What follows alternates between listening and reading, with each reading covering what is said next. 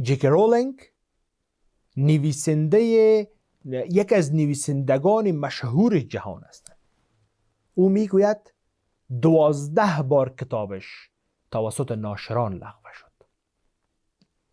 جی.کی. رولینگ یکی از نویسندگان موفق جهان است.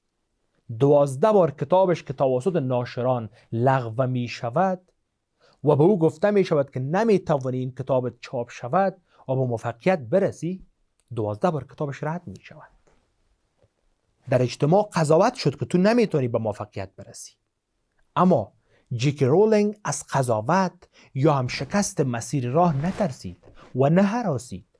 امروز جهان کتاب به نام هری پاتر را نمی شناختند. هری پاتر یکی از کتاب‌هایی است که بسیار خواننده و مطالعه کننده دارد و به سبب چاپ شدن همین کتاب جی.کی. رولینگ توانست به اوج موفقیت برسد.